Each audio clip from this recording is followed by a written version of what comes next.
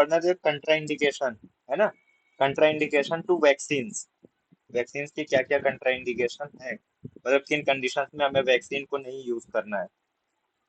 सबसे पहली चीज अक्सर पूछा जाता है प्रेगनेंसी, कि प्रेगनेंसी में कौन सी वैक्सीन कंट्रा इंडिकेटेड और कौन सी वैक्सीन हम यूज कर सकते हैं।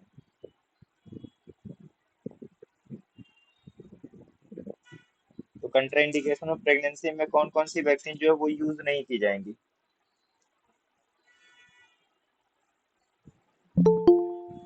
किसी को कोई आइडिया नहीं। प्रेगनेंसी में जितनी भी लाइव वैक्सीन हैं दे आर कंट्रा इंडिकेटेड।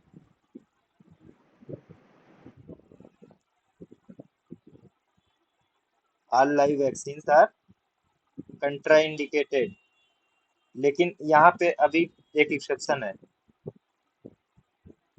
कौन सी वैक्सीन दे सकते हैं? Yellow fever. हाँ, एक्सेप्ट येलो फीवर वैक्सीन ना, सिर्फ और सिर्फ हम येलो फीवर वैक्सीन को दे सकते हैं इन प्रेगनेंसी। प्रेगनेंसी में जितनी भी लाइव वैक्सीन है they are all contraindicated except for yellow fever vaccine. Yellow fever vaccine भी देखिए नॉर्मल कंडीशन में येलो फीवर भी नहीं दी जाती, लेकिन ये है कि अगर कोई प्रेग्नेंट लेडी है किसी एंडेमिक एरिया में वो ट्रेवल कर रही है या उसे ऐसी जगह जाना है जहाँ पे आउटब्रेक हुआ येलो फीवर का, देन उसे पहले येलो फीवर वैक्सीन लेना है, उसके बाद उस एंडेमिक एरिया में उस एपिडेमिक एरिया में उसको ट्रेवल करना है। एचआईवी के केस में दो सिनेरियो आते हैं। अगर एचआईवी की बात हम करें तो यहाँ पे दो सिनेरियो आएंगे। एक तो आता है asymptomatic HIV,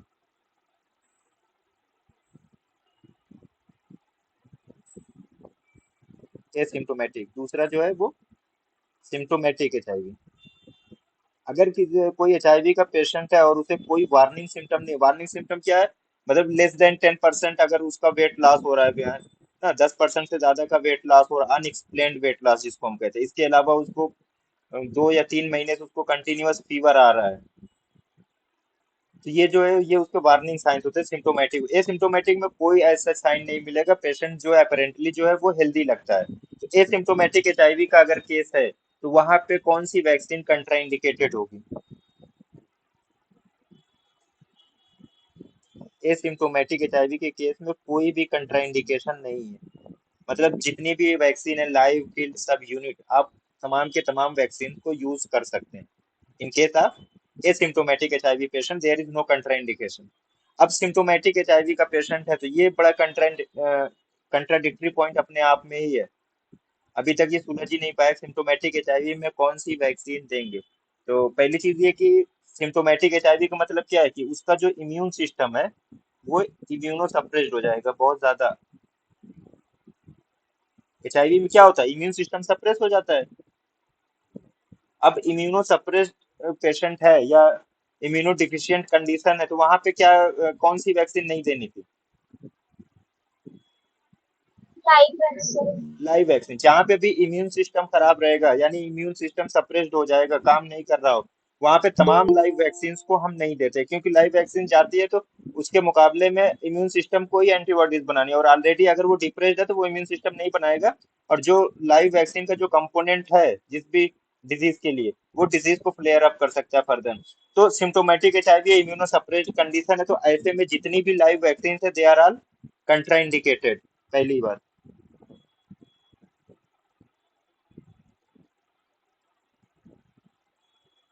All live vaccines are contraindicated in symptomatic HIV patient except, अब यहाँ पे एक एक्सेप्शन है, अलग अलग बुक्स में आपको अलग अलग लिखा हुआ मिलेगा, लेकिन जो अभी तक मोस्ट प्रोबेबली, अब देखिए इस पे बहुत बहस चली है और इवन के पार्क में भी बहुत क्लियर कट नहीं लिखा, सिर्फ एक चीज आई कि बीसीजी दी जा सकती है या दी जा चुकी होती है। तो कुछ बुक्स में एमएमआर भी मिलेगा, कुछ बुक्स में ओपीवी भी मिलेगा जो तैयारी वाली बुक्स हैं, बट अभी इसी को लेके चलेंगे। अगर मान लीजिए कहीं कुछ क्लियर होता है तो मैं उसको बताऊंगा, लेकिन फिलहाल के लिए बीसीजी। बीसीजी इस वजह से दे देते हैं, देखिए एचआईवी का पेशेंट है, मान लीजिए मदर वर्टिकल ट्रांसमिशन हो रहा है मदर टू फीटस, फिर भी जो है सिम्टम्स अपीयर होने में कितना टाइम लगता है? करीब करीब जो है 3 से 4 महीना लग जाता है सिम्टम्स आने में एचआईवी के।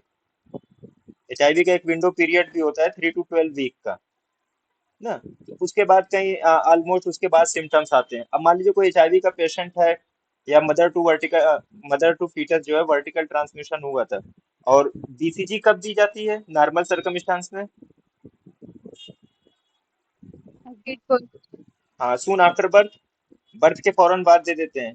दूसरी चीज, डेवलपिंग कंट्रीज में जो है एचआईवी की कंडीशन में सबसे कॉमन जो सेकेंडरी इन्फेक्शन है या जिसको हम कहते हैं मोस्ट कॉमन अपॉर्चुनिस्टिक इन्फेक्शन, मतलब ये मौका दे के काम करता है। तो डेवलपिंग कंट्रीज में most common opportunistic infection in HIV patient, HIV के पेशेंट्स में यही आपका ट्यूबरक्लोसिस है ना। और ये कहा जाता है कि कहीं पे भी अगर जब भी सुपर इन्फेक्शन होता है, सेकेंडरी इन्फेक्शन होता है, तो प्राइमरी को छोड़ के पहले सेकेंडरी को ट्रीट करना चाहिए, वो लीथल हो जाता है। क्योंकि प्राइमरी इन्फेक्शन से हमारा जो इम्यून सिस्टम है वो ऑलरेडी लड़ रहा होता है, और सेकेंडरी इन्फेक्शन के लिए इम्यून सिस्टम के पास मौका नहीं होता। तो ये कहा जाता है कि सेकेंडरी इन्फेक्शन को पहले ट्रीट किया जाना चाहिए, कहीं पे अगर सुपर एडेड इन्फेक्शन की कंडीशन डेवलप हो रही होती है तो most common opportunistic infection in HIV patient tuberculosis. तो इसलिए माना जाता है कि बीसीजी अगर दे दी जाती है तो कोई मसला नहीं है, एचआईवी अगर सिम्टोमेटिक पेशेंट है तो भी, क्योंकि सेकेंडरी इन्फेक्शन जो है उससे बचाना भी होता है। अब इम्यूनोसप्रेसिव और कार्टिकोस्टेरॉइड थेरेपी है, तो यहाँ पे जितनी भी लाइव वैक्सीन है they are all contraindicated. All live vaccine are contraindicated in corticosteroid या इम्यूनो सप्रेसिव थेरेपी। अब देखिए फीवर की कंडीशन है, फीवर, अगर किसी बच्चे को बुखार है तो कौन सी वैक्सीन हम नहीं देंगे? जितनी भी टाइफाइड की वैक्सीन है, आइदर फील्ड या पेरेंटल रूट की या ओरल रूट की, तमाम के तमाम जो है फीवर में टाइफाइड वैक्सीन जो है वो कंट्राइंडिकेटेड है। अब कोई बच्चा है उसको डायरिया हो रहा है, रिकरेंट डायरिया या परसिस्टेंट डायरिया हो रहा है, या उसको बार बार जो है एआरटीआई है ना, एक्यूट रिस्पायरेटरी ट्रैक्ट इन्फेक्शन हो रहा है, तो ऐसी कंडीशन में कोई वैक्सीन है जो कंट्राइंडिकेटेड है, डायरिया या एक्यूट रिस्पायरेटरी ट्रैक्ट इन्फेक्शन? देखिए ऐसा सच कोई कंट्राइंडिकेशन नहीं है इसमें। हाँ, इसमें एक चीज ध्यान देने की, अगर किसी बच्चे को डायरिया हो रहा है, किसी बच्चे को डायरिया हो रहा है, और जिस दिन उसको डायरिया हो रहा था उसी दिन उसको ओपीवी की एक डोज दे दी गई, suppose that OPV first dose, जिस दिन उसे डायरिया हो रहा था, तो क्योंकि ये ओरल रूट से देते हैं, इसका सबसे पहला जो इंटरेक्शन होता है कहाँ पे होता है? गट में होता है, इंटेस्टाइन्स पे होता है। और ऑलरेडी जो है वहां पे गट मोटिलिटी बहुत तेज थी, डायरिया हो रहा था, तो ओपीवी गई और निकल गई। तो इसलिए ऐसे कंडीशन में डायरिया के पेशेंट में कहते हैं कि अगर उस दिन ओपीवी की डोज दी गई थी जिस दिन पेशेंट को डायरिया था, बच्चे को डायरिया था, तो इस डोज को हम काउंट नहीं करते हैं, इस डोज को काउंट नहीं। सपोज अगर 6 वीक पे इसको दिया गया था ओपीवी वन को, और उस दिन बच्चे को डायरिया था, तो इस डोज को हम काउंट नहीं करेंगे। इसके बाद जब डायरिया उसका खत्म हो जाएगा यानी क्योर हो जाएगा, तो उसके बाद फिर कभी भी हम इस पहली डोज को फिर से हमें रिपीट करना पड़ेगा। तो अगर डायरिया का पेशेंट है, उसको डायरिया है, तो उस दिन अगर ओपीवी की डोज दे दी गई तो वो काउंट नहीं होती है। बाकी एज सच इसका कोई कंट्रा इंडिकेशन नहीं है, जैसे ही डायरिया से वो सही हो जाएगा, रिकवर कर जाएगा, ओपीवी की जो डोज उस वक्त दी गई थी उसको दोबारा से हम रिपीट कर देते हैं, बस इतना फर्क है। अदरवाइज डायरिया या एक्यूट रिस्पायरेटरी ट्रैक्ट इन्फेक्शन में there is no contraindication. फिर preterm premature baby, preterm premature baby कब कहेंगे? जब बर्थ वेट उसका लेस देन 2 kg हो, और प्री टर्म डिलीवरी कब होती है? less than 7 months। हाँ, लेस देन 28 वीक या लेस देन 7 मंथ, है ना। तो अगर वो दो, उसका वजन जो है लेस देन 2 kg का है, लेस देन 2 kg का है, प्री टर्म है, तो ऐसी कंडीशन में सिर्फ एक वैक्सीन कंट्राइंडिकेटेड है, वो है हेपेटाइटिस बी की वैक्सीन। हेपेटाइटिस बी वैक्सीन जो है वो प्री टर्म प्रीमेच्योर बेबी में कंट्राइंडिकेटेड है। अब अनकंट्रोल सीजर, अगर किसी बच्चे को, बच्चों में सीजर या फिट्स बहुत कॉमन होते हैं ना, और किसी का अनकंट्रोल्ड है, कंट्रोल नहीं हो पा रहा है सीजर, तो कौन सी वैक्सीन जो है वो कंट्राइंडिकेटेड होती है? अनकंट्रोल सीजर्स की कंडीशन में जो डीपीटी होती है वो हम नहीं देते बच्चे को। अगर आइसोलेटेड फॉर्म में कोई पूछे तो पर्ट्यूसिस वैक्सीन। उसकी वजह है जो डीपीटी में ये पर्ट्यूसिस का कंपोनेंट है, ये खुद जो है सबसे बड़ा इसका जो साइड इफेक्ट है या एडवर्स इवेंट जो होता है, वो सीजर्स काज कराता है। पर्ट्यूसिस कंपोनेंट जो है वो सीजर काज कराता है। और ऑलरेडी कोई अनकंट्रोल्ड सीजर का पेशेंट है, ऐसे में अगर हम डीपीटी दे देंगे तो और वो उसको प्रेसिपिटेट कर देगा, सीजर्स की फ्रीक्वेंसी को वो और इंक्रीज कर देगा। तो अनकंट्रोल्ड सीजर का पेशेंट है तो उसके में डीपीटी या पर्ट्यूसिस वैक्सीन बिल्कुल भी नहीं देंगे। हाँ, अगर किसी का सीजर है और वो कंट्रोल एंटी एपिलेप्टिक ड्रग्स पे है और उसका सीजर कंट्रोल है, देन डीपीटी भी देंगे, पर्ट्यूसिस वैक्सीन भी दे सकते हैं, तब कोई कंट्राइंडिकेशन नहीं है। कोई कंट्राइंडिकेशन नहीं है। ठीक है। है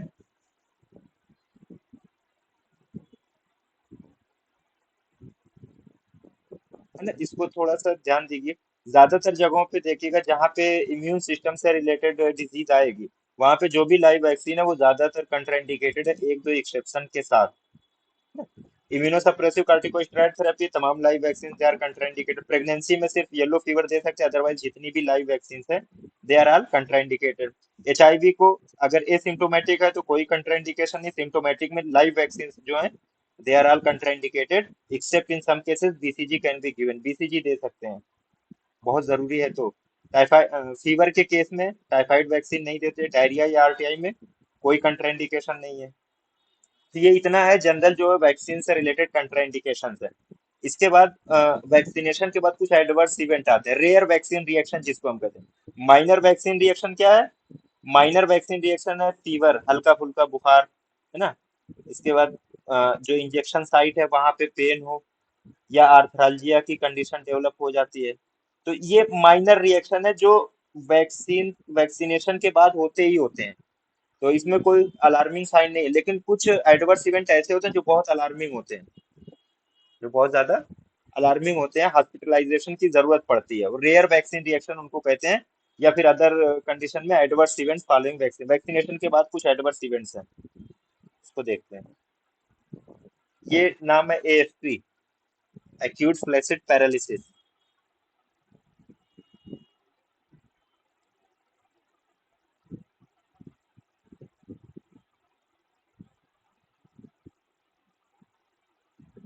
एक्यूट फ्लैसिड पैरालिसिस यानी फ्लैसिडिटी हो रही है, मसल एकदम वीक हो गई, पैरालाइज्ड हो गई, एएफपी इसी को कहते हैं।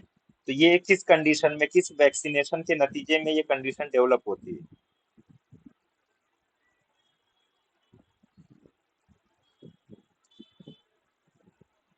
नहीं पता। Polio polio. Oral polio, polio मत कहिएगा, हमेशा जो है ये ओपीवी हम कहते हैं, ओरल पोलियो वैक्सीन के नतीजे में ये एएफपी डेवलप हो सकता है, जिसको हम कहते हैं वैक्सीन एसोसिएटेड पैरालिटिक पोलियो, वीएपीपी भी इसको कहते हैं। ओपीवी के नतीजे में एक्यूट फ्लैसिड पैरालिसिस बहुत रेयर केस है, बहुत रेयर केस में ये होता है, कभी कभार। नॉर्मल कंडीशन में इतना ओपीवी हम में से लगभग हर किसी ने ही ली होगी, लेकिन किसी को नहीं। तो रेयर केसेस में कभी कभार हो सकता है वैक्सीन एसोसिएटेड पैरालिटिक पोलियो हो जाती है। एएफपीवीसी कहते हैं acute flaccid paralysis, lower motor neuron disorder ये होता है। फिर एनाफाइलेक्सिस, एनाफाइलेक्सिस एक एक ऐसी चीज है ना जिसको हाइपर सेंसिटिविटी हम कहते हैं, जो किसी भी चीज के नतीजे में हो सकती है,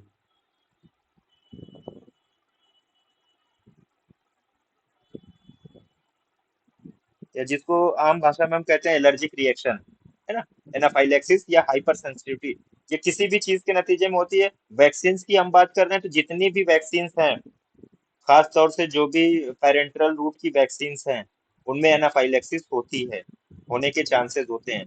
लेकिन अगर प्रिसीजन के साथ कोई ये पूछे किस वैक्सीन में सबसे ज्यादा एनाफाइलेक्टिक शॉक होने के चांसेस हैं या एनाफाइलेक्सिस डेवलप होने के चांसेस हैं, तो वो हेपेटाइटिस बी है, hepatitis B vaccine. Otherwise generally जो है एनाफाइलेक्सिस हर वैक्सीन से हो सकती है, लेकिन स्पेसिफिक कंडीशन में अगर ऑप्शन में कुछ पूछ रहा है, देन हेपेटाइटिस बी वैक्सीन, इससे सबसे ज्यादा एनाफाइलेक्सिस होती है। थर्ड है टीएसएस, जिसको हम कहते हैं टॉक्सिक शॉक सिंड्रोम,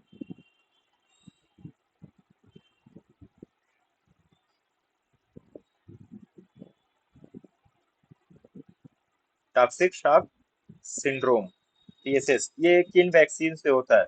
देखिए ये टॉक्सिक शॉक सिंड्रोम जो मेनली जो होता है वो मीजल्स से होता है, Results. मीजल्स वैक्सीन से। तो अब मीजल्स का जो भी कॉम्बिनेशन रहेगा आपके सामने, मीजल्स वैक्सीन से हो रहा है तो जो एमआर है यानी मीजल्स और रूबेला वैक्सीन उससे भी होगा, और एमएमआर जिसमें भी मीजल्स कंपोनेंट रहेगा उससे टॉक्सिक शॉक सिंड्रोम होने के चांसेस हैं, टीएसएस। थ्रम्बोसाइटोपिनिया ये भी एमएमआर से होती है।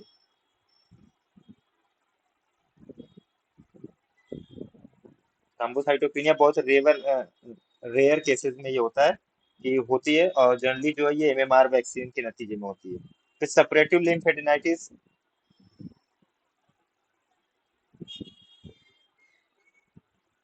देखिए सेपरेशन के माने जहाँ पे पस फॉर्म हो जाए, है ना। और लिम्फेडेनाइटिस मतलब क्या है, लिम्फ नोड का इन्फ्लामेशन, पस भी बन रहा है और इन्फ्लामेटरी कंडीशन भी हो रही है लिम्फ नोड्स की। तो किन कंडीशंस में ये हो सकता है कॉमन। अब कहीं पे अगर इंट्रामस्कुलर रूट है तो बहुत रेयर है कि वहां पे सेपरेटिव लिम्फेडेनाइटिस होगी। जो इंट्राडर्मल रूट से वैक्सीनेशन होता है उसमें कॉमन है, और इंट्राडर्मल से मोस्ट कॉमनली जो है कौन सी वैक्सीन दी जाती है इंट्राडर्मल रूट से? BCG. बीसीजी, है ना। अगर मान लीजिए जो टेक्निक है वो थोड़ी सी खराब है, जिसको हम कहते हैं ड्यू टू फॉल्टी टेक्निक, है ना, टेक्निक में कहीं फॉल्ट है वैक्सीनेशन की, बीसीजी की, तो मे भी जो रीजनल लिम्फ नोड्स है उसको वो अफेक्ट कर सकते हैं। तो रीजनल लिम्फ नोड में इन्फ्लेमेशन हो जाएगा, पस फॉर्मेशन हो सकता है, इसके नतीजे में फिर फर्दर जो है डिससेमिनेटेड बीसीजी हो सकती है,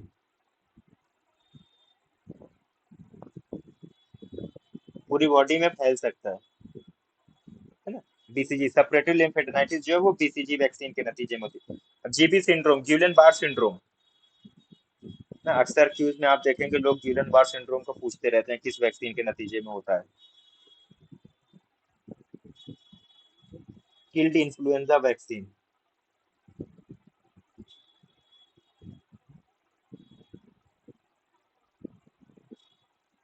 किल्ड इन्फ्लुएंजा वैक्सीन से ग्यूलेन बार सिंड्रोम होने का खतरा होता है। फिर आइए सीजर्स, अभी सीजर्स की बात हमने की है, किससे हो रहा है सीजर्स? DPT.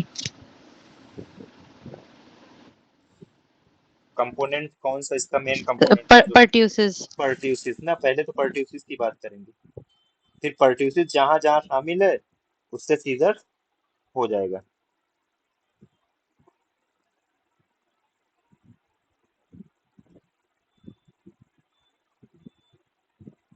शॉक, अब ये कंडीशन है जिसमें शॉक डेवलप हो जाता है।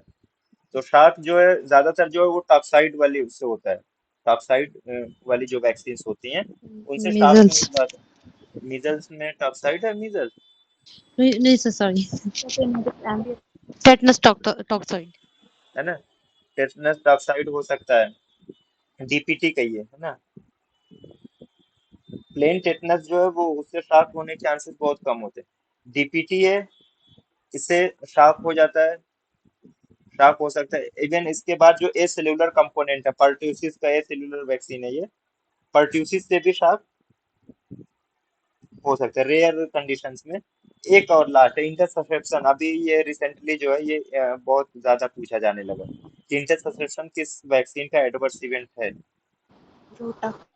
रोटा वायरस, और रोटा वायरस कब बनी थी पहली बार oral rotavirus vaccine? Sir, 2006 में. 2006 में, ठीक याद है, बहुत अच्छी। अब ये तो देखिए ये दो चीजें थी, एक तो कंट्राइंडिकेशन, दूसरे कुछ स्पेसिफिक साइड इफेक्ट या एडवर्स इवेंट जो वैक्सीनेशन के बाद होता है। मल्टीपल वैक्सीनेशन सर के बारे में। इंटरसेप्शन क्या होता है? इंटरसेप्शन इसमें जो होता है, जो बड़ी आंत है कि लार्ज इंटेस्टाइन्स है ना, उसमें एक तरीके से अगर अपनी भाषा में हम कहें तो उसमें गांठ पड़ जाती है, अगर हम यूं कहें तो वो एक दूसरे में ना, जो मान लीजिए ये नॉर्मल है, इस तरीके से लार्ज इंटेस्टाइन है, तो इसमें जो कुछ पार्ट होता है इंटेस्टाइन का वो एक दूसरे में जो है वो अंदर की तरफ वो जिसको हम कहते हैं धंस जाता है, प्रेशर डाल देता है, गांठ सी पड़ जाती है, दैट इज कॉल्ड, उसको इंटरसेप्शन कहते हैं, सर्जरी वाले और बेहतर तरीके से बता पाए।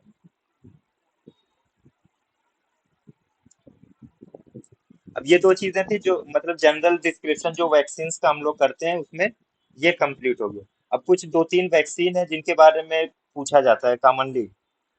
और इसमें से सबसे कॉमन वैक्सीन इम्यूनाइजेशन शेड्यूल की अगर बात करें तो बीसीजी जो सून आफ्टर बर्थ दी जाती है, बेसाइल कालमेट ज्यूरिन इसका फुल फॉर्म है। बीसीजी का फुल फॉर्म क्या है? बेसाइल कालमेट ज्यूरिन, ड्यूरिंग है ना। अब बीसीजी है क्या, कौन सी वैक्सीन है? Live live live bacterial, live bacterial vaccine, freeze dried कहिएगा हमेशा,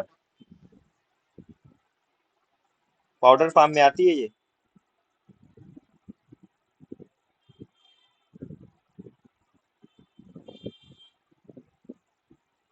freeze dried live bacterial vaccine. अब जो बीसीजी, इसकी कहानी है कि ये 13 ईयर्स, 13 साल में ये बीसीजी वैक्सीन बनी थी, टोटल 239 सब कल्चर्स के बाद।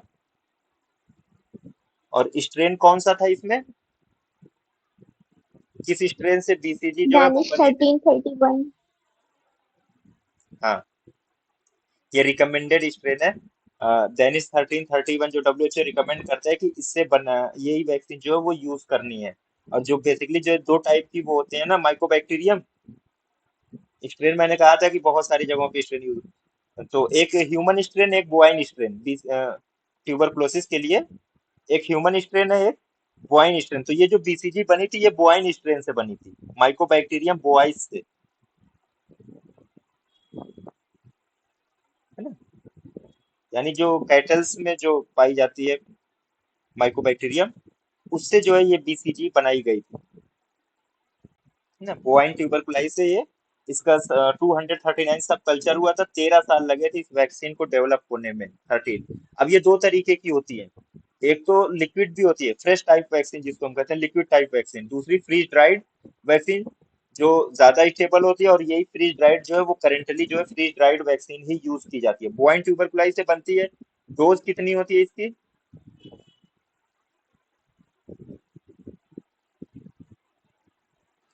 0.1, 0.1। 0.1 ml, है ना। ये डोज है, नॉर्मल डोज।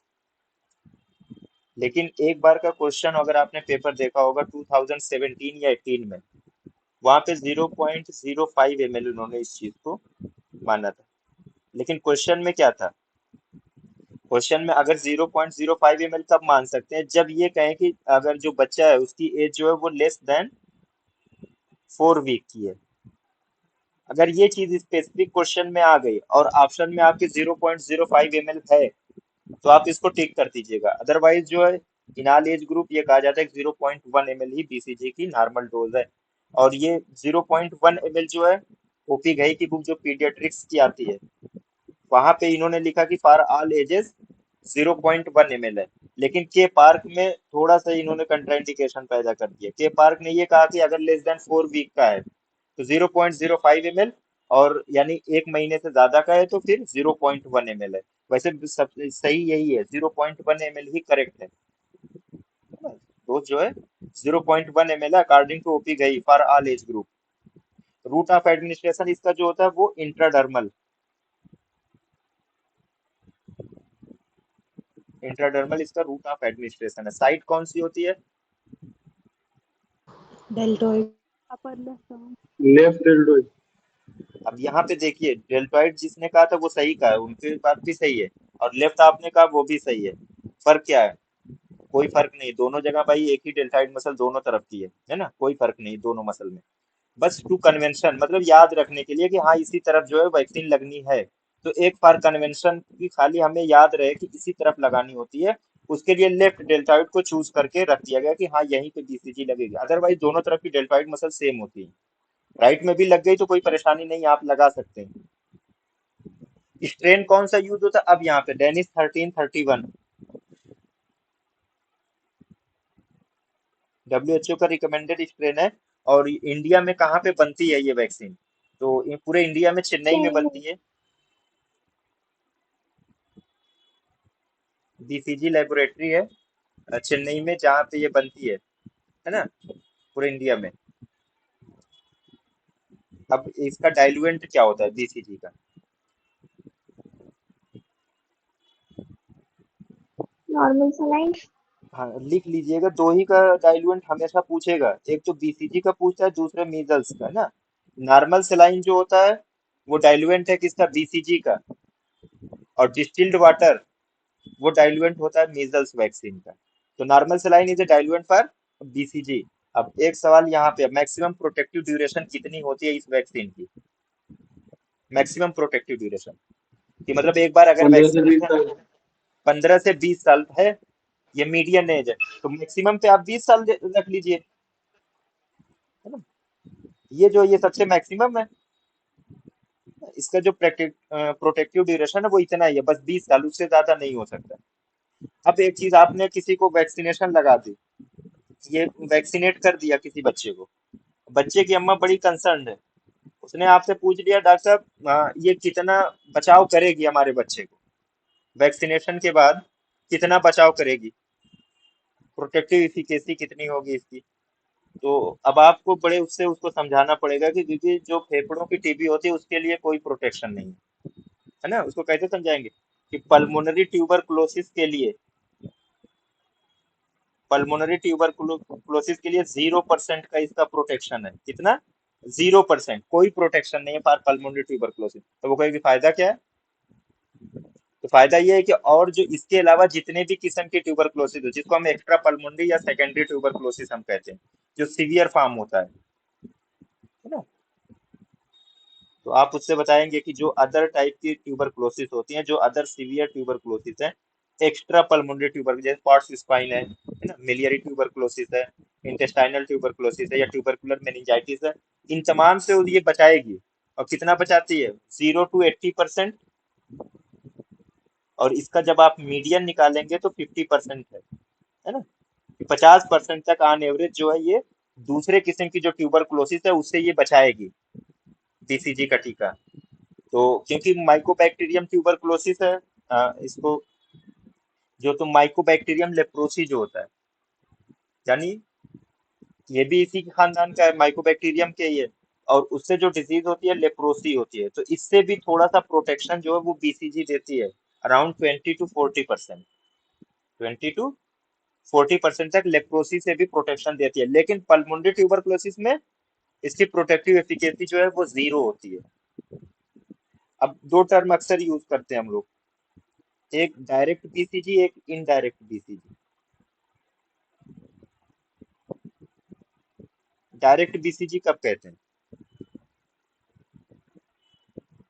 देखिए जब किसी को बीसीजी का एडमिनिस्ट्रेशन करना है आपको और उसकी एज लेस देन 1 ईयर है, लेस देन 1 ईयर एज है, तो ऐसे में अगर उसको बीसीजी का एडमिनिस्ट्रेशन आप कर सकते हैं बिना किसी परेशानी के, बिना किसी मॉन्टूक टेस्ट के। तो जब बिना किसी मॉन्टूक टेस्ट के हम कर रहे हैं, लेस देन 1 ईयर एज है, विदाउट मॉन्टूक टेस्ट, तो उसको हम कहते हैं डायरेक्ट बीसीजी, विदाउट मॉन्टूक टेस्ट। 1 साल से कम की उम्र के बच्चे में डायरेक्ट बीसीजी लगती है। और इनडायरेक्ट बीसीजी, अब एज जो है वो कितनी होनी चाहिए, मोर देन 1 ईयर, पहले तो कहानी यही है। उसके बाद उसको पहले क्या कराना पड़ेगा हमें, मॉन्टूक्स टेस्ट। मॉन्टूक्स टेस्ट जो है बेसिकली जो है, ये डायग्नोस्टिक टेस्ट नहीं है, बल्कि ये बताता है कि माइकोबैक्टीरियम से एक्सपोजर हुआ है या नहीं हुआ है ना, ये सिर्फ एक्सपोजर को बताता है। तो आफ्टर 1 ईयर एज में मॉन्टूक्स टेस्ट पहले करवाएंगे, मॉन्टूक्स टेस्ट पॉजिटिव है तब जाके बीसीजी देंगे, उसको हम कहते हैं इनडायरेक्ट बीसीजी। उसको क्या कहते हैं, इनडायरेक्ट बीसीजी। तो ये था बीसीजी के लिए। सेकेंड है मीजल्स वैक्सीन, ये भी लाइव वैक्सीन है, लेकिन मीजल्स वैक्सीन कैसी है, बैक्टीरियल नहीं बल्कि वायरल वैक्सीन है, freeze dried, viral. Live attenuated है, फ्रीज ड्राइड वायरल वैक्सीन ये होती है मीजल्स वैक्सीन। मोस्ट कॉमनली कौन सा स्ट्रेन जो है वो यूज किया जाता है इसका,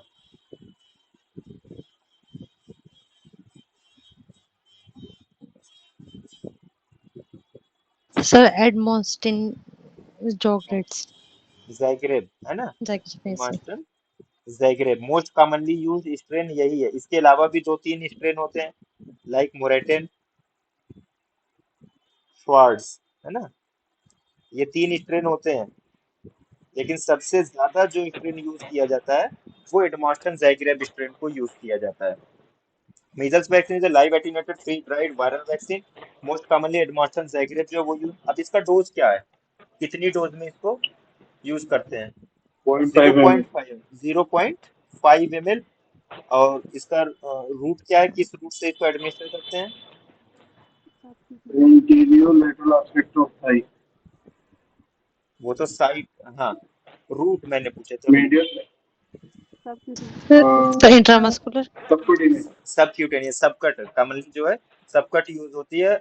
और जो साइट होती है इसकी, अब देखिए साइट में एंटेरोलेटरल एस्पेक्ट ऑफ थाई, है ना, साइट थी। और रूट ऑफ एडमिनिस्ट्रेशन जो इसका है वो subcutaneous, Subcutaneous। Subcutaneous.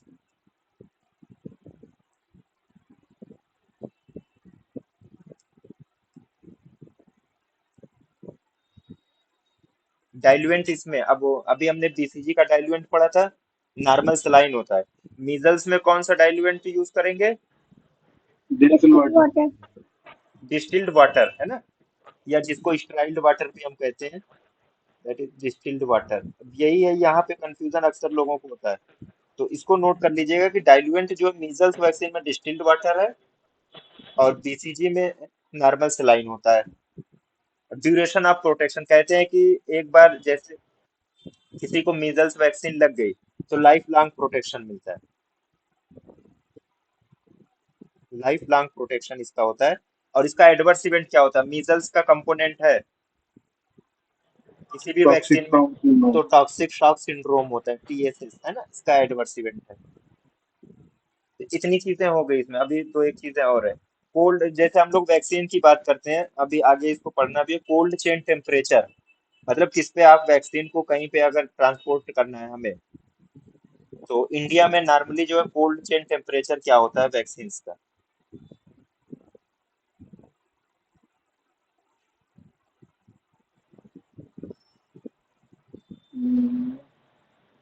+2 to +8 +2 degree degree centigrade. Centigrade से प्लस ये जो है 8 डिग्री हाँ, सेंटीग्रेड। +8 डिग्री सेंटीग्रेड का, ये जो है ना, ये नॉर्मल कोल्ड चेन टेम्परेचर है इंडिया में वैक्सीन के लिए। नॉर्मल टेम्परेचर ये, इसी पे वैक्सीन को ट्रांसपोर्ट किया जाता है, या जो सेंटर होते हैं जहाँ पे वैक्सीनेशन होता है, इसी टेम्परेचर पे उसको रखा जाता है वैक्सीन को, ज्यादातर वैक्सीन को, है ना।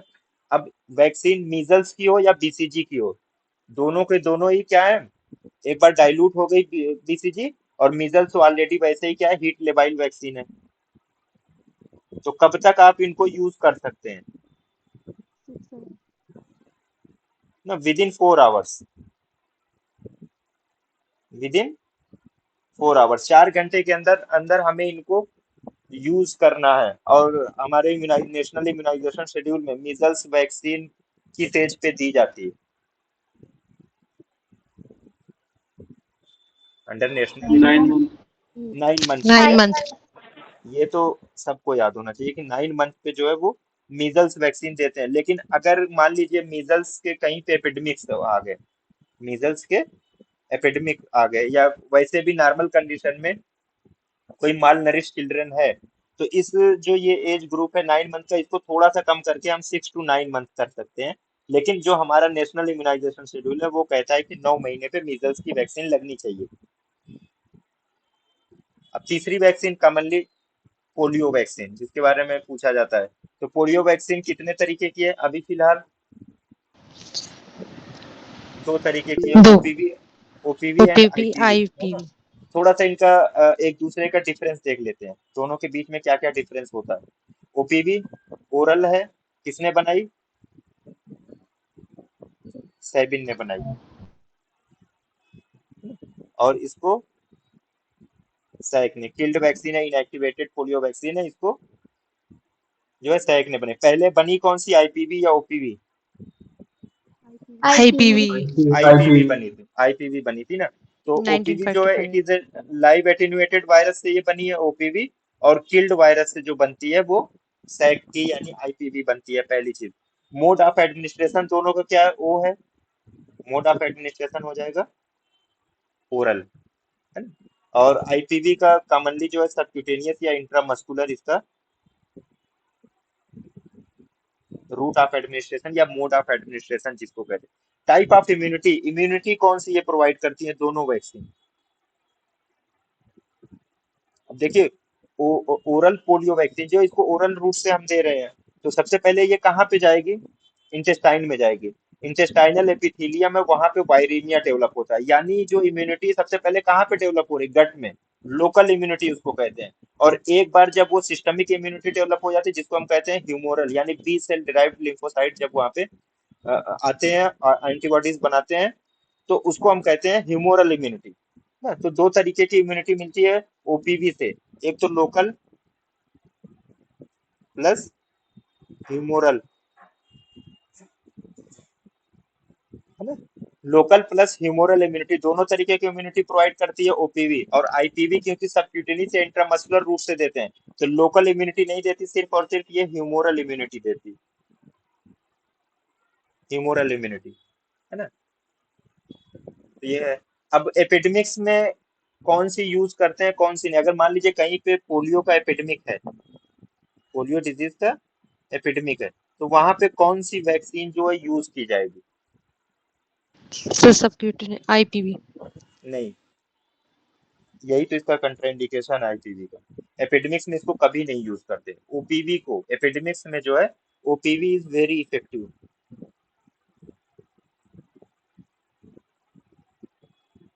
और इसको इसका कोई इफेक्ट नहीं, यूजफुल ही नहीं है। उसकी वजह है क्योंकि ये माना जाता है कि कहीं पे एपिडेमिक अगर किसी डिजीज का है, तो क्या होता है कि बहुत ज्यादा मास लेवल पे इम्यूनाइजेशन की जरूरत पड़ती है। डिजीज अगर आउटब्रेक हो रहा है तो मास लेवल पे इम्यूनाइजेशन की जरूरत है। और एक टर्म मैंने बताया था हर्ड इम्यूनिटी का। हर्ड इम्यूनिटी में ये है कि अगर एक मेजोरिटी ऑफ द पॉपुलेशन को हमने इम्यूनाइज कर दिया, तो जो बची हुई पॉपुलेशन होती है वो भी उसके इन्फ्लुएंस में आके इम्यून हो जाती है। तो अब कहीं पे एपिडेमिक है, आईपीवी आप देंगे, ये क्या है, इंट्रा मस्कुलर या सबक्यूटेनियस दे रहा है, सिर्फ ह्यूमोरल इम्यूनिटी प्रोवाइड। ओपीवी क्या है, पहले इंटेस्टाइन में जाती है, इंटेस्टाइन से जाएगी तो जाहिर सी बात है कि जो गट पे 100% एब्जॉर्प्शन नहीं होता, कुछ जो है वो एक्सक्रीट आउट हो जाएंगी।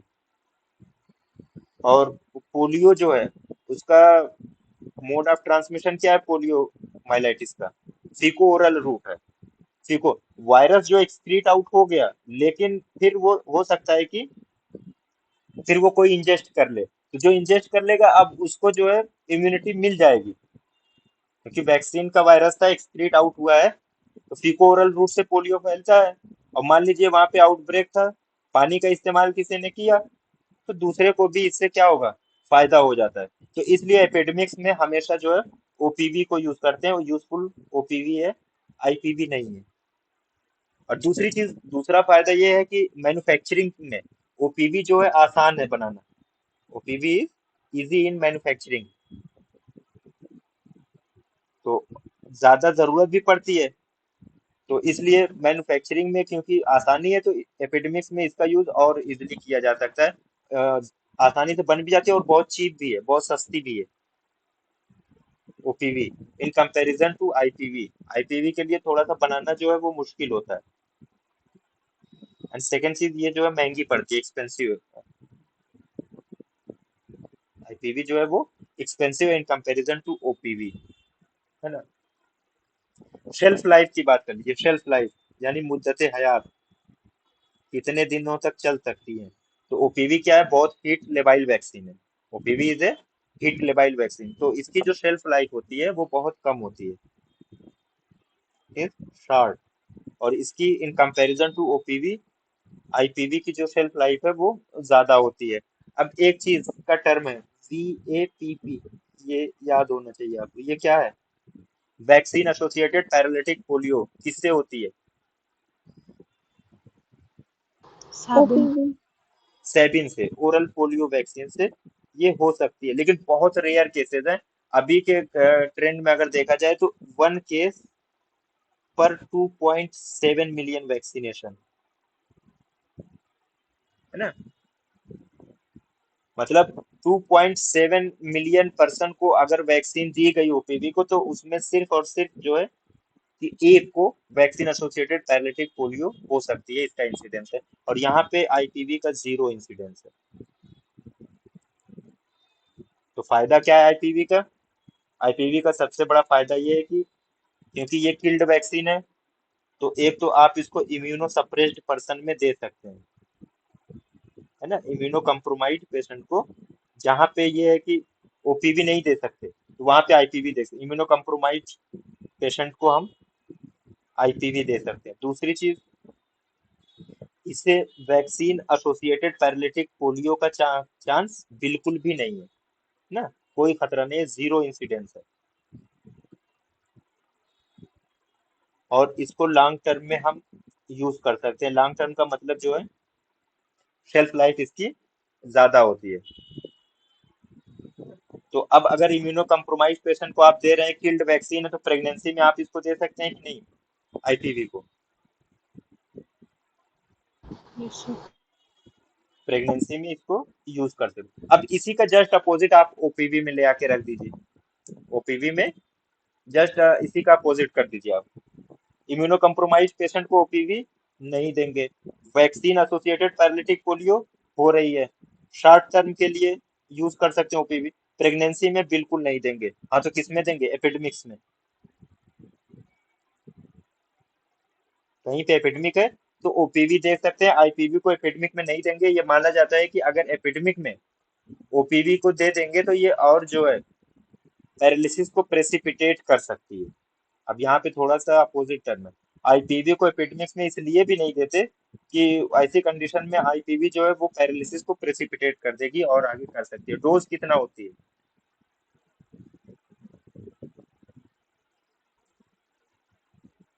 डोज कितनी होती है? 0.1 ml भी होती है, दोनों की। फर्क क्या है? ये 0.1 ml आईएम देंगे या सबक्यूटेनियस देंगे, इसको 2 ड्रॉप देते हैं। कितना देते हैं हम? 2 ड्रॉप, 2 बूंद जिंदगी की। वो कितना इक्विवेलेंट टू 0.1 ml, 0.1 ml के इक्विवेलेंट। 2 ड्रॉप भी कहेंगे तो वो 0.1 ml ही होता है ना। अब इनका ओपीवी का नेशनल इम्यूनाइजेशन शेड्यूल में कब कब इसको देना होता है? Sir. After birth. हाँ, ठीक है, आफ्टर बर्थ, जिसको हम कहते हैं ओपीवी 0 डोज। इसको 0 डोज कहते हैं, याद रखिएगा। एट बर्थ जो हम देते हैं वो ओपीवी की 0 डोज। उसके बाद 6 वीक, ऐसे याद करिए, 6, 10 एंड 14, ये 10, क्या है? 14. ये हफ्ते हैं। OPV 1, OPV 2 and OPV 3। इसके बाद इसका एक बूस्टर डोज लगता है ओपीवी का, वो 16 से 24 महीने पे, है ना, 16 से 24 महीने पे इसका ओपीवी का एक बूस्टर डोज लगता है। ये तो देखिए, ये अभी तक का नेशनल इम्यूनाइजेशन शेड्यूल था। लेकिन अब थोड़ा सा इसमें चेंज हो गया, चेंजिंग आई है। इम्यूनाइजेशन शेड्यूल अगली क्लास में पढ़ेंगे तो उसमें बताएंगे। अब ना एक डोज जो है आईपीवी की भी इसमें ऐड कर दी गई है, और कुछ डिस्ट्रिक्ट वाइज किया गया है, मतलब तमाम पूरे उसमें नहीं, अलग अलग डिस्ट्रिक्ट में जहाँ पे जिस तरीके की कंडीशन है उसी हिसाब से वैक्सीन को जो है मॉडिफाई किया जाता है। तो थोड़ा सा इसमें एडिशन हुआ है 2018 के बाद से, जो इम्यूनाइजेशन शेड्यूल है उसमें थोड़ा सा चेंजिंग आई है। उसको बाद में देख लेंगे। फिलहाल के लिए ये हमें याद रखना चाहिए कि ओपीवी का शेड्यूल जो है वो यही होता है। 5 डोज टोटल ओपीवी की इम्यूनाइजेशन शेड्यूल में है ना। 16 से 24 महीने पे बूस्टर है, इसके अलावा 0 डोज जो है वो बर्थ पे है, और 6, 10, 14 पे 1, 2 एंड 3 ना, ये इसकी डोज है। पहले क्या था, ओपीवी जो थी इम्यूनाइजेशन शेड्यूल में वो ट्राईवैलेंट चलती थी। ट्राईवैलेंट मतलब ओपीवी के 3 वायरस होते हैं, P1, P2 and P3। OPV के अनुसार पोलियोमाइलाइटिस के 3 स्ट्रेन है वायरस के, P1, P2, P3। तो P2 के बारे में मैंने बताया था कि अब ये इराडिकेट हो गया है।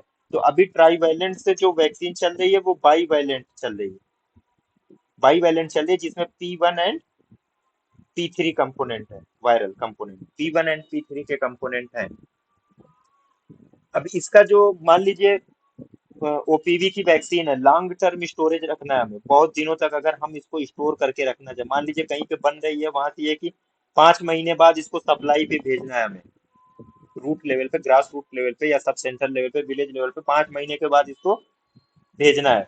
तो जो रीजनल स्टोरेज जहाँ पे होता है, बड़े बड़े जो स्टोरेज फार्म है वैक्सीन के, लॉन्ग टर्म स्टोरेज के लिए कितने टेम्परेचर की जरूरत वहां पे पड़ेगी?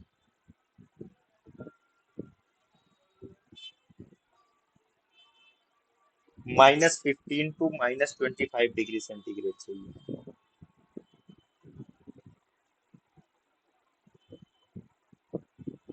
ये जो टेम्परेचर चाहिए ये इसको लॉन्ग टर्म स्टोरेज के लिए चाहिए होता है, ओपीवी को, -15 से लेके -25 डिग्री सेंटीग्रेड तक।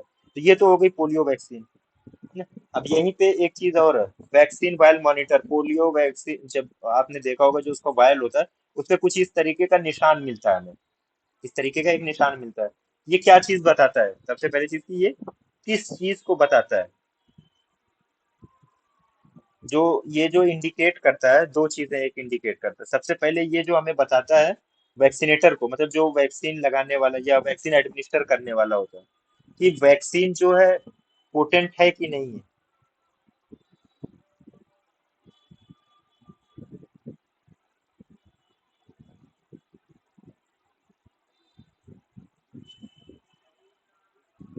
At the time of administration, यानी जब वैक्सीन को एडमिनिस्टर किया जा रहा था, तो उस पर हम इस चीज को जरूर ध्यान रखते हैं। इसको हम कहते हैं वैक्सीन वायल मॉनिटर, है ना। कि ये देखने के लिए ये बताता है कि जो वैक्सीन है वो पोटेंट है कि नहीं, यानी इसको यूज किया जा सकता है कि नहीं किया जा सकता है। पहली चीज तो ये बताता है।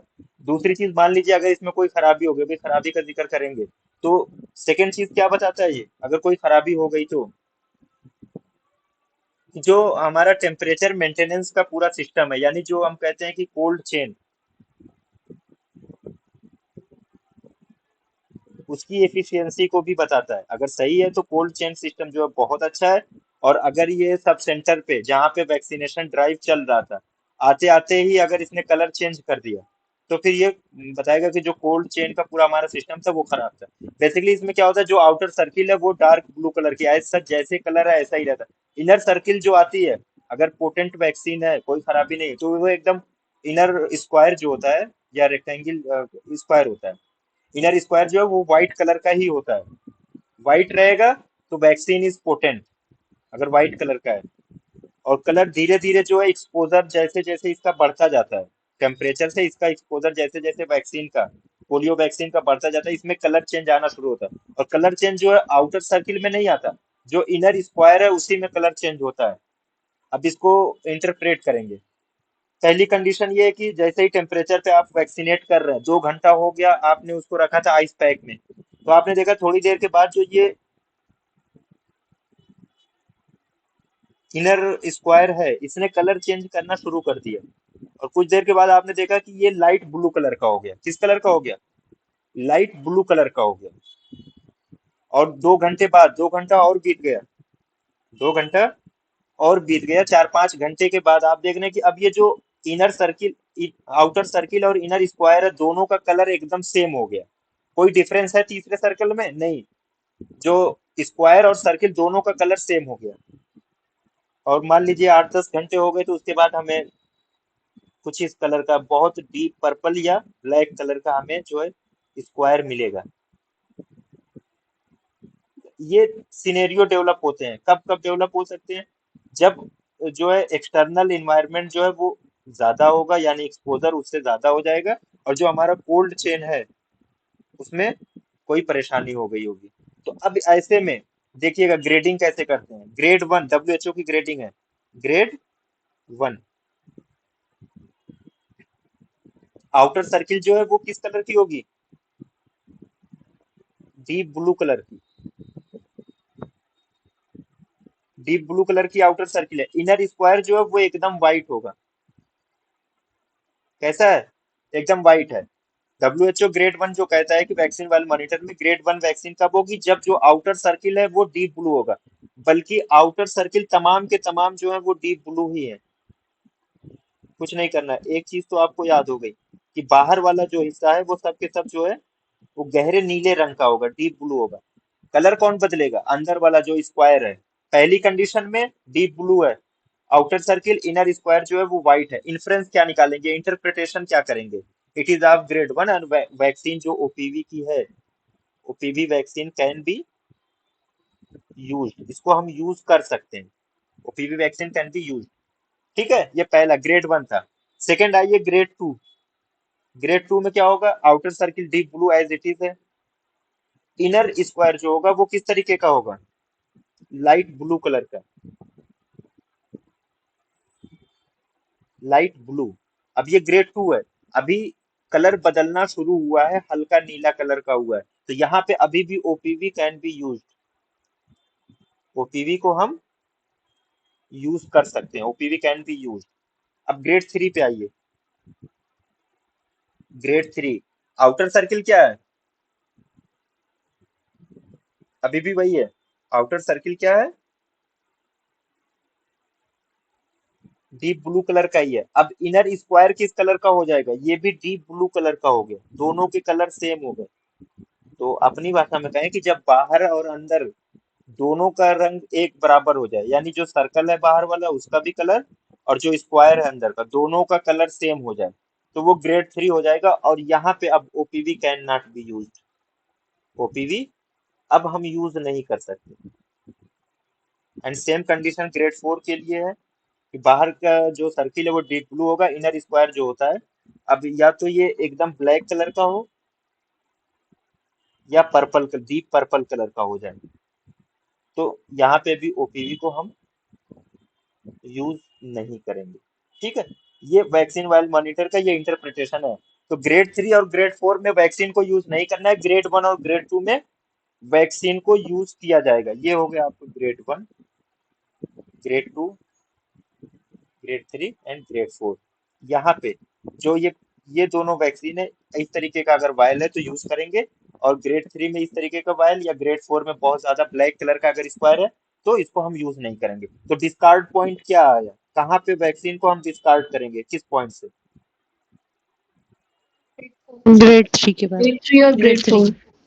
ग्रेड 3 जो है वो डिस्कार्ड पॉइंट है, ग्रेड 4 तो खत्म ही है, समझ लीजिए वो, उसमें बात ही मत करिए। ग्रेड 3 क्या है, ये डिस्कार्ड पॉइंट है, यानी ग्रेड 2 तक हम जो है वैक्सीन को यूज करेंगे, ग्रेड 3 पे डिस्कार्ड कर देंगे, ग्रेड 4 तो डिस्कार्डेड है ही। क्या चीज बताता है ये, एक तो वही चीज अभी मैंने बताई, किस चीज को ये बताएगा, कोल्ड चेन टेम्परेचर की इफिशियंसी को, कि कोल्ड चेन जो मॉनिटरिंग हो रही थी टेम्परेचर की वो सही थी या गलत थी, पहली चीज। दूसरी चीज, ये एक इंडिकेटर होता है जो एडमिनिस्ट्रेटर है, जो वैक्सीनेटर, उसके लिए भी, कि वैक्सीन पोटेंट है या नहीं। अगर मान लीजिए उसे ग्रेड 3 पे मिल रही है, यहीं पे उसको वैक्सीन मिल गई, तो वो देखेगा और उसको डिस्कार्ड कर देगा कि ये वैक्सीन खराब हो चुकी है ना। तो वैक्सीन की पोटेंसी को भी ये बताता है। और इसमें जो हीट सेंसिटिव मटेरियल है, वो जो ये स्क्वायर है, स्क्वायर जो है ये हीट सेंसिटिव होता है, यही जो है कलर चेंज करता है ऑन एक्सपोजर टू हीट या एक्सटर्नल सराउंडिंग, एक्सटर्नल इन्वायरमेंट के एक्सपोजर में आने के बाद जो स्क्वायर होता है यही जो है कलर चेंज करता रहता है, यही वैक्सीन की पोटेंसी को या उसकी इफिशियंसी को कोल्ड चेन टेम्परेचर के उसको बताता है। ठीक। अब आइए, एक पॉलिसी इंडिया में लॉन्च हुई थी 2015 में, जिसको हम कहते हैं open vial policy. Open vial policy जो है ये कुछ वैक्सीन के लिए एप्लीकेबल थी, कुछ वैक्सीन के लिए एप्लीकेबल नहीं थी। जो वैक्सीनेशन ड्राइव चलता है, वैक्सीनेशन होती है, उसके लिए है ये। तो पहली चीज तो हेडिंग में ही आपके सामने 2015 ओपन वायल पॉलिसी कब लॉन्च हुई, 2015 में। पहली चीज तो ये कि किन वैक्सीन के लिए एप्लीकेबल है और किन के लिए ये एप्लीकेबल नहीं है। First of all, vaccine is applicable for OPV, OPV के लिए एप्लीकेबल है, DPT, hepatitis B, tetanus toxoid, and जो पेंटावैलेंट वैक्सीन है,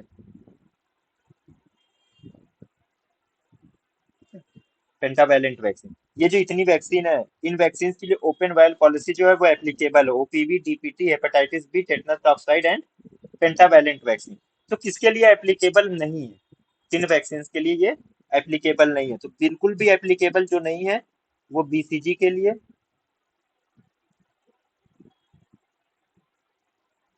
मीजल्स एंड जैपनीज इंसेफ्लाइटिस, इन तीन वैक्सीन के लिए बिल्कुल भी ये एप्लीकेबल नहीं है ओपन वायल पॉलिसी।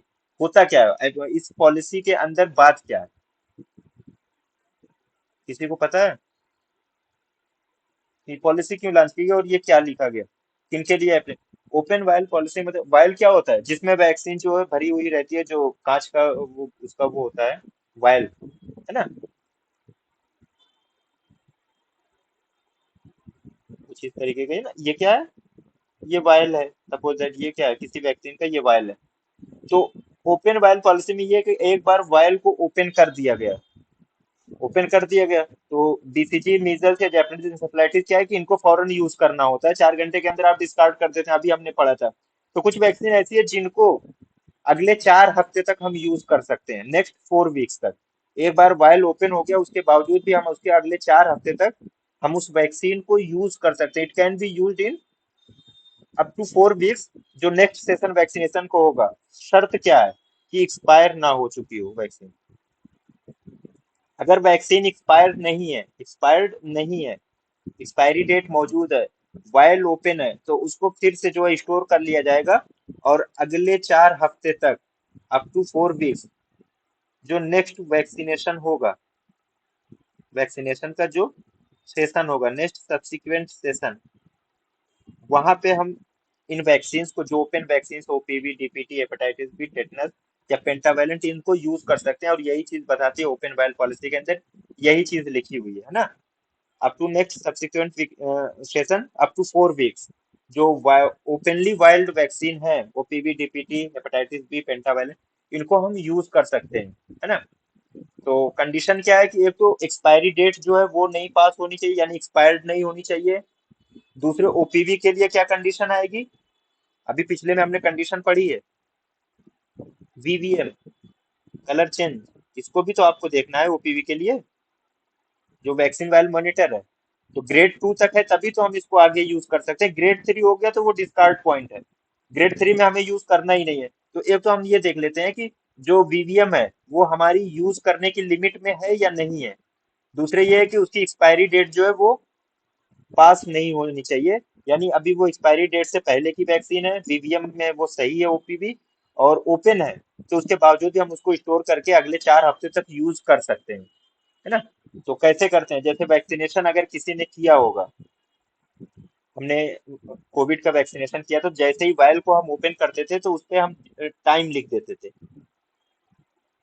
टाइम लिख देते थे कि इस टाइम पे हमने इसको ओपन किया है, और डेट, जिस डेट पे वैक्सीनेशन हो रहा था, ये दो चीज जो है हम उस पे नोट कर देते थे, टाइम और डेट। तो वहां पे भी हमने देखा था कि जो वायल बच जाते थे उसको स्टोर कर लिया जाता नेक्स्ट डे यूज के लिए, उसको स्टोर कर लिए। तो टाइम लिखना जरूरी है, इन वैक्सीन के लिए भी टाइम लिखना जरूरी है, टाइम लिखना है और एक्सपायरी डेट देखना है, ओपीवी के लिए वैक्सीन वाल मॉनिटर देखना है, तब जाके इसको हम नेक्स्ट 4 हफ्ते तक यूज कर सकते हैं। ये ओपन वायल पॉलिसी हमारी बताती है ना। ठीक है, इसमें बस इतनी ही चीज। अब एक चीज और, मिशन इंद्रधनुष के बारे में थोड़ा सा जानिए। अभी रिसेंटली ये इसके बारे में ज्यादा बताया जाने लगा है। ये कब लॉन्च हुआ था मिशन इंद्रधनुष, उसका लोगो है एक, पहले तो ये लोगो देख लीजिए ना, मिशन इंद्रधनुष। इसके बारे में हो सकता है कि पूछ ले कि मिशन इंद्रधनुष किस चीज से रिलेटेड है। तो मिशन इंद्रधनुष जो है वो किससे था, ये वैक्सीनेशन से ही रिलेटेड है।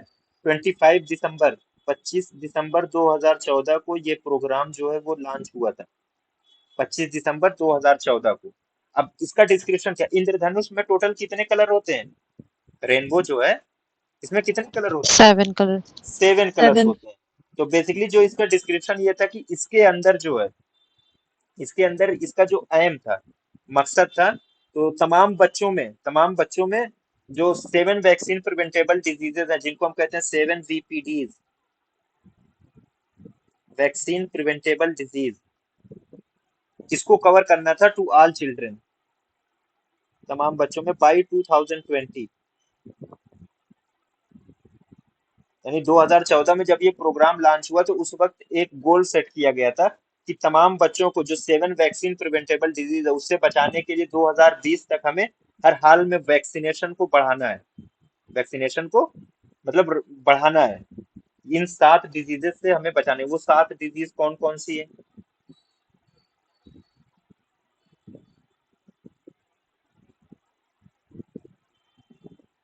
डिप्थीरिया, टेटेनस, जो कॉमनली जो बच्चों की बीमारी है ना। इसके अलावा ट्यूबरक्लोसिस, चाइल्डहुड बच्चों में जो ट्यूबरक्लोसिस होती है, poliomyelitis, hepatitis B and measles. ये 7 वैक्सीन प्रिवेंटेबल डिजीज के बारे में जिक्र है कि मिशन इंद्रधनुष के अंदर ये था कि 2020 तक हमें तमाम बच्चों को इन डिजीजेस से बचाने के लिए मास लेवल पे वैक्सीनेट करना है। ये मिशन इंद्रधनुष का यही डिस्क्रिप्शन है कि रेनबो में 7 कलर होते हैं, 7 डिजीजेस जो है इन्हीं से हमें प्रिवेंट कराना था। लेकिन अभी रिसेंटली क्या हुआ कि 6 नई वैक्सीन और ऐड कर दी गई इसी मिशन इंद्रधनुष में। अभी 6 नई वैक्सीन जो है ये ऐड कर दी गई, तो बहुत जल्दी हमें इन नियर फ्यूचर हमें इसका नाम बदला हुआ मिल सकता है, लेकिन अभी इसका नाम जो है मिशन इंद्रधनुष ही है। 6 नई वैक्सीन जो ऐड की गई है, रोटा वायरस है, मीजल्स रूबेला जो एमआर वैक्सीन है, पोलियो वैक्सीन जो आईपीवी बाईवैलेंट यूज होती है उसको ऐड कर दिया, जैपनीज इंसेफेलाइटिस की वैक्सीन है, hepatitis sorry Hib haemophilus influenza B जो वैक्सीन आती है ना, ये है। तो इस तरीके से 6 नई वैक्सीन को और इसमें यूज कर ऐड कर दिया गया। लेकिन जो ये डिस्क्रिप्शन था रेनबो का, वो इन्हीं 7 डिजीजेस के लिए था, diphtheria, tetanus, pertussis, TB, poliomyelitis, hepatitis B and measles. क्या करना था, 7 वीपीडी से बाई 2020 तक बच्चों को वैक्सीनेट करके बचाना था। 25 दिसंबर 2014 को ये प्रोग्राम जो है वो लॉन्च हुआ था मिशन इंद्रधनुष के नाम से। ठीक है, बस इतना ही लाइन इसमें याद रखनी है। अब ये बताइए, जैसे मैंने बताया था कि पोलियोमाइलाइटिस है, पोलियोमाइलाइटिस का जो वायरस होता है पोलियो वायरस 3 तरीके का होता है, P1, P2 एंड P3। तो P2 जो है अब ये इराडिकेट हो चुका है, थोड़ा सा बस एक लाइन है लिख लीजिएगा कहीं पे। P2 जो है ये इराडिकेटेड है, इराडिकेट हो चुका है। तो vaccine associated paralytic polio VAPP जो होती है वो किस वायरस से कॉमनली होती है, किस वायरस से? तो ये जो P3 है ये मोस्ट कॉमन काज है वैक्सीन एसोसिएटेड पैरालिटिक पोलियो का, यानी AFP का, एक्यूट फ्लैसिड पैरालिसिस जो है मोस्ट कॉमनली जो है वो P3 स्ट्रेन से होती है, इससे, है ना। और P2 जो है वो इरेडिकेटेड हो चुका है। तो एक चीज तो ये हमें याद रखनी है कि जो P3 वायरस है इसी से वैक्सीन एसोसिएटेड पैरालिटिक पोलियो होती है, मोस्ट कॉमनली इसी से होती है।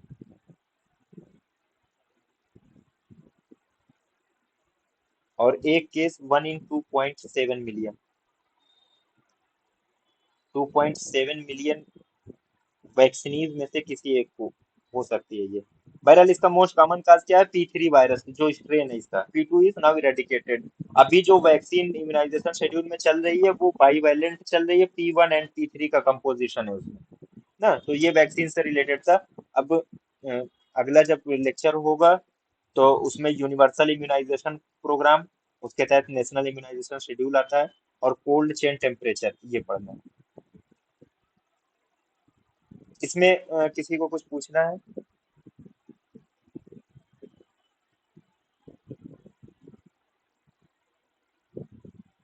कोई क्वेश्चन किसी का? सर जो आपने बताया था एडवर्स इवेंट्स में जो एक्यूट फ्लैसिड पैरालिसिस होता है, सर वो हाँ, खाली ओपीवी से होता है या आईपीवी से भी होगा? सिर्फ ओपीवी से। आईपीवी का तो यही तो एक फायदा है कि उससे जो है अभी तक VAPP यानी वैक्सीन एसोसिएटेड पैरालिटिक पोलियो, या एफपी के लिए नील इंसिडेंस है। आईपीवी का नील इंसिडेंस, आईपीवी का सिर्फ ओपीवी से होता है। और ओपीवी से भी एक केस जो है 2.7 मिलियन वैक्सीन लगी बच्चों को, उसमें किसी एक को हो सकता है, ये इसका चांस है। रेयर है ना, रेयर एडवर्स इवेंट्स जो होते हैं।